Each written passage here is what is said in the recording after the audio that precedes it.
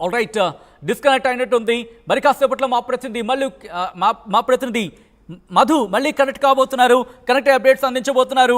Visuals మీరు చూస్తున్నారు. ఇటు రెండు తెలుగు రాష్ట్రాల ముఖ్యమంత్రుల భేటీ పూర్తిగా కొలుకొచ్చినట్టుగా తెలుస్తోంది. అంశాలకు సంబంధించి డిస్కషన్స్ జరిగాయి. వాడి వేడి చర్చ జరిగింది. కొద్దిసేపటి క్రితం ప్రొఫెసర్ కోదండరాం కూడా మనతో మాట్లాడుతున్నప్పుడు కొన్ని అంశాలను ప్రస్తావించారు. ఆయన ఒక మాట అనడం జరిగింది. బహుశా ఇది ఆది అంటే మొదటి అడుగు, శురువాత్ అచ్చా రహేతు అంటే మొదటి అడుగు కనుక మంచిగా పడితే ఆ తర్వాత ఎలా ఉంటుందో అర్థం చేసుకోవచ్చు. దాదాపుగా ఈ 4 ఏళ్లలో పూర్తిగా కాకపోయినా దాదాపుగా అంశాలకు సంబంధించి కొలిక్కి వచ్చే అవకాశం ఉంది అనే మాట వినిపిస్తోంది. విజువల్స్ మీరు చూస్తున్నారు. మా ప్రతినిధి మధు అప్డేట్స్ అందించేందుకు లైవ్లో సిద్ధంగా ఉన్నారు. మధు, ప్రస్తుతం ఎన్ని గంటలకు ఆ భేటీ పూర్తి కావచ్చనే అంశానికి సంబంధించినటువంటి డిస్కషన్ జరుగుతోంది అక్కడ? చర్చ కొనసాగుతోంది. ఇరు రాష్ట్రాలకు సంబంధించిన ముఖ్యమంత్రులతో పాటు కీలకంగా అధికారులు అంటే తెలంగాణ రాష్ట్రానికి సంబంధించినటువంటి సిఎస్ కావచ్చు, ఆంధ్రప్రదేశ్ రాష్ట్రానికి సంబంధించిన సిఎస్ నీరబ్ కుమార్, ఇటు శాంతి కుమార్తో పాటు మంత్రులు కీలకమైనటువంటి చర్చలు కొనసాగుతున్నాయి. కొద్దిసేపటి అంటే సమావేశం ముగిసిన వెంటనే అంశాల వారీగా, ఎజెండాల వారీగా ఒక క్లారిటీ వచ్చిన తర్వాత ఇద్దరు జాయింట్ ప్రెస్ మీట్ కాబట్టి మనం చూస్తూ ఉన్నాం. మీడియా హాల్లో కూడా మీడియా ఈగర్లీ వెయిట్ చేస్తూ ఉన్నారు. ఏం నిర్ణయం రానుంది, ఇరు రాష్ట్రాల ముఖ్యంగా సంబంధించినటువంటి విషయంలో ఏ అంశాలపైన క్లారిటీ జరగనుంది. ఎందుకంటే రెండు రాష్ట్రాల సంబంధించినటువంటి అంశంలో కీలకమైనటువంటి అంశాలపైన ఒక చరిత్రాత్మకమైనటువంటి నిర్ణయం తీసుకున్నారు. దాని తర్వాత జాయింట్ ప్రెస్ మీట్ ఉంది కాబట్టి ఈగర్లు అయితే వెయిట్ చేస్తూ ఉన్నారు. మీడియా అంతా కూడా ఇక్కడ అధికారులు దీనికి సంబంధించి ఏర్పాట్లు చేస్తున్నారు. లైవ్ టెలికాస్ట్ చేస్తూ ఉన్నారు. లైవ్ టెలికాస్ట్ సంబంధించిన ఏర్పాట్లు చేస్తారు. కొద్దిసేపట్లోనే ఇక్కడికి వచ్చే అవకాశం ఉంది. మనం మీడియా సమావేశం బయట మందిరం ఎక్కడైతే జరుగుతూ ఉందో హాల్లో సమావేశంలో దానికి సంబంధించిన విజువల్స్ కూడా చూద్దాం. బయట ఉన్నటువంటి సెక్యూరిటీ విజువల్స్ కావచ్చు, లోపల కావచ్చు. ఆ బిల్డింగ్ మన రైట్ సైడ్లో ఉన్నటువంటి బిల్డింగ్లోనే ప్రస్తుతం భేటీ కొనసాగుతూ ఉంది. దీనికి సంబంధించి అధికారులు వీళ్ళంతా కూడా బయటికి రాగానే ఏ క్షణంలో ప్రయత్నించండి. ఏ బిల్డింగ్ లో ఎక్కడ జరుగుతోంది భేటీ అనేది ఒకసారి మీరు ఫింగర్ తో పాయింట్ అవుట్ చేసి చూపించే ప్రయత్నించండి.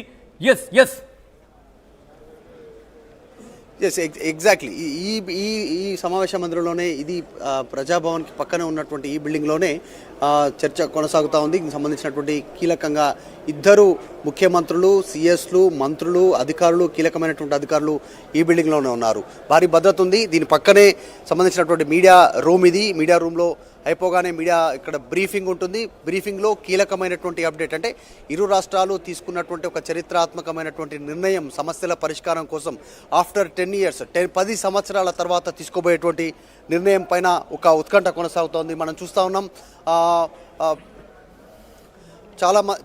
చాలామంది ఈగర్లీ వెయిట్ చేస్తూ ఉన్నారు. ఎలాంటి నిర్ణయం ఉంటుంది అనేటువంటి దానిపైన కూడా పోలీసు సిబ్బంది కావచ్చు, తర్వాత మీడియా ఈగర్లీ వెయిట్ చేస్తూ ఉన్నారు. కొద్దిమంది అధికారులు, కీలకమైనటువంటి అధికారులు లోపల ఉన్నారు. చాలామంది ఎలాంటి నిర్ణయం ఉంటుంది అనేటువంటి ఒక చర్చ అవుతుంది. ఎందుకంటే ఇక్కడ పనిచేస్తున్నటువంటి ఉద్యోగులు కూడా తెలంగాణ సంబంధించినటువంటి ప్రాంతంలో, ఆంధ్ర ప్రాంతానికి సంబంధించిన ఉద్యోగులు కొంతమంది ఉన్నారు. ఆంధ్రాలో తెలంగాణకు సంబంధించిన ఉద్యోగులు ఉన్నారు. వీళ్ళందరూ ఈగర్లీ వెయిట్ చేస్తూ ఉన్నారు. అంటే ఎవరి సొంత ప్రాంతాలకు వాళ్ళు వెళ్ళాలని చాలా రోజు నుంచి ప్రయత్నం చేస్తూ ఉన్నారు.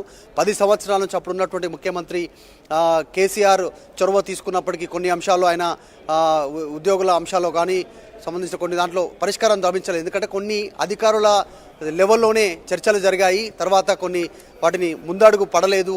తర్వాత ఇప్పుడు ఈ ఇద్దరు ముఖ్యమంత్రులు, రెండు ప్రభుత్వాలు మారాయి. ఆంధ్రప్రదేశ్లో ప్రభుత్వం మారి చంద్రబాబు వచ్చారు.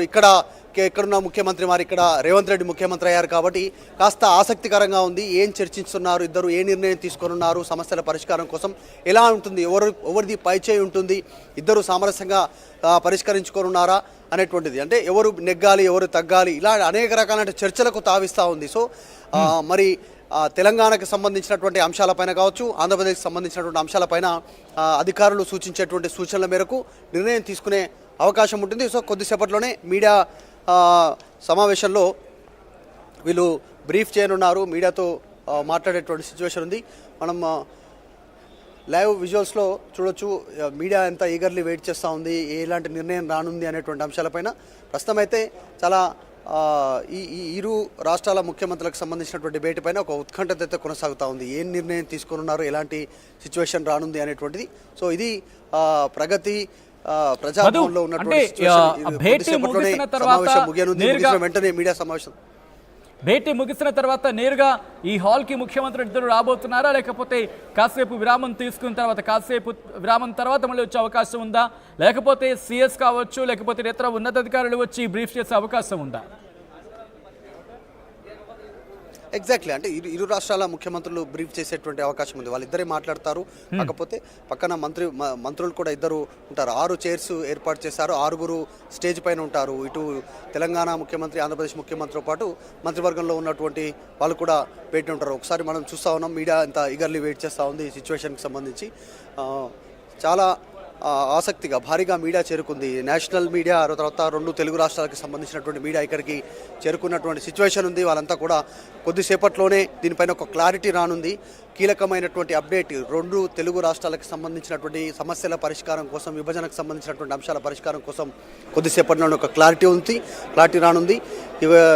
ఈ మీడియా సమావేశం ద్వారా పరిష్కారం అయ్యేటువంటి అంశం, అంటే పరిష్కారం కోసం తీసుకున్నటువంటి నిర్ణయాలను ఇక్కడ నుంచి అనౌన్స్మెంట్ చేస్తారు. కేంద్రం ఇన్వాల్వ్మెంట్ కానీ ఇంకా చర్చలకు మరొకసారి అవకాశం ఉన్నటువంటి అంశాలను కూడా ఇక్కడ నుంచి అనౌన్స్మెంట్ చేసేటువంటి అవకాశం ఉంది. నిజంగా ఒక బిగ్ అప్డేట్, బిగ్ న్యూస్ ఇక్కడ నుంచి ఇరు రాష్ట్రాల ముఖ్యమంత్రులు జాయింట్ ప్రెస్ కాన్ఫరెన్స్ ద్వారా చెప్పనున్నారు. ఆల్రెడీ ఒక్కసారి మీరు లైన్లో కూడా ప్రయత్నం చేయండి. బ్రేకింగ్ న్యూస్ కింద చూస్తున్నారు. ప్రజాభవన్లో 2 తెలుగు రాష్ట్రాల ముఖ్యమంత్రుల భేటీ దాదాపుగా పూర్తి కావచ్చింది. మరి కాసేపట్లో ఇద్దరు ముఖ్యమంత్రులు కూడా భేటీకి, అంటే భేటీ ముగిసిన తర్వాత జాయింట్ ప్రెస్ కాన్ఫరెన్స్ నిర్వహించబోతున్నారు. జాయింట్ ప్రెస్ కాన్ఫరెన్స్లో సంచలన అంశాలు ప్రస్తావించే అవకాశం ఉంది.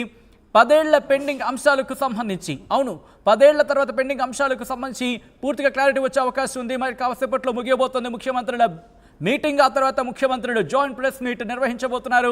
జాయింట్ ప్రెస్ కాన్ఫరెన్స్లో కీలక ప్రకటన చేసే అవకాశం ఉంది. కొన్ని సంచలన నిర్ణయాలు ప్రకటించే ఛాన్స్ కూడా ఇక్కడ వినిపిస్తోంది.